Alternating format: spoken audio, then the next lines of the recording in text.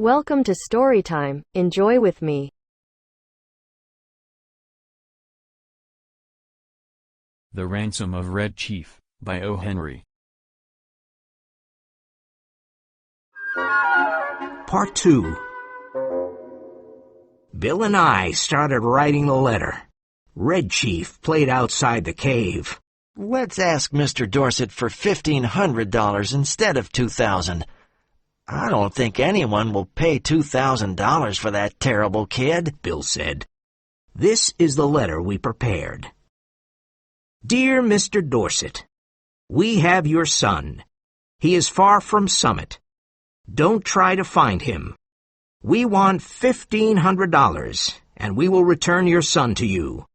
Send a messenger with your answer tonight at 8:30 p.m. Tell the messenger to come to Poplar Cove.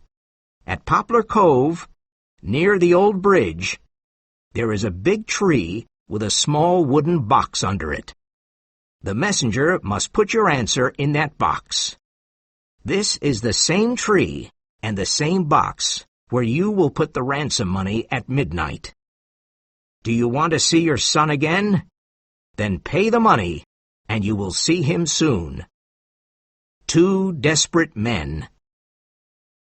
I put the letter in my pocket. The kid looked at me and said, Snake Eye, I want to play Black Scout. You can play Black Scout now. Bill will play with you. What's the game like? I'm the Black Scout. I have to ride to the fort to help the pioneers, said the kid. All right, I said. I think Bill will play with you. What must I do? Asked Bill. You're the horse, said the Black Scout.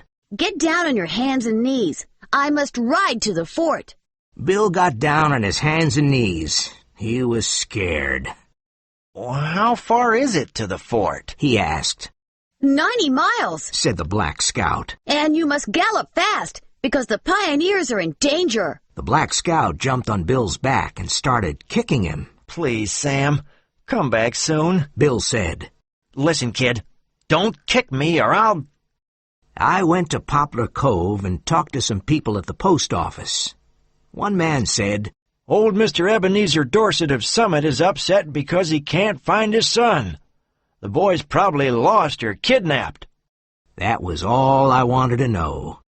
I mailed my letter and asked, When is the mailman taking the mail to Summit? In an hour, said a man at the post office. When I returned to the cave, there was no one.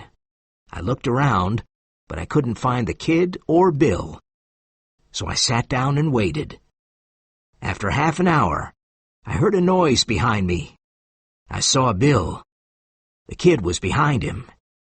He was walking silently like a scout, and he had a big smile on his face. Bill stopped and took off his hat. He was very tired. Sam, said Bill, I'm not a coward, but that kid is impossible. I sent him home. He's gone. He rode on me for 90 miles. I had to eat sand for lunch. He asked me hundreds of questions, and I had to answer them. Then he kicked my legs but now he's gone. I'm sorry to lose the ransom, Sam, but that kid was horrible. I was going crazy. Bill, I said, do you have heart disease? No. Why? Turn around and look behind you. Bill turned around and saw the kid. Poor Bill. He was very surprised. He suddenly sat down on the grass, and he couldn't speak. After some time, I said, This evening at 8:30 p.m., we'll have an answer from Dorset, and at midnight, we'll have the money. Then we can leave this place. Bill finally smiled weakly. I had a great plan for collecting the ransom money that evening. It was a professional plan. I found a tree at Poplar Cove near the road with big fields on all sides. I went to hide in the big tree, and I waited for the messenger. He arrived at 8:30 p.m. on a bicycle. He put a piece of paper in the box and returned to Summit. I waited an hour, climbed down the tree, got the letter, and returned to the cave. I read the letter to Bill. To 2 desperate men. Gentlemen, I received your letter today. I think the ransom you want is too big. I have an offer that you will probably accept. You bring Johnny home and pay me $250, and you will never see Johnny again. I promise. Please come tonight. Very respectfully, Ebenezer Dorset. What? I can't believe it, I cried. Bill looked at me and said, Sam, we've got $250. I don't want to spend another night with that kid. I'm going crazy. Let's accept Dorset's offer. You know, Bill, you're right. I'm really tired of the kid, too. We'll take him home, pay the ransom, and leave this place. We decided to take the kid home that night. Listen, kid, I said. Your father bought you a new rifle and a pair of Indian moccasins. Tonight we're going home to get the rifle and the moccasins. Tomorrow we're going to hunt bears in the forest. It was midnight when we arrived at Ebenezer's house. Bill gave him the $250.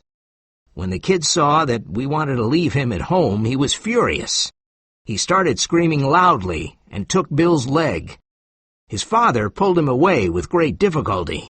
How long can you hold him? Asked Bill. I'm not very strong, but I can probably hold him for 10 minutes, said Mr. Dorset. Good, said Bill. In 10 minutes, I'll run across most of the United States and reach Canada. Bill was fat, and he was not a good runner. But that night, no one ran faster than Bill. The end.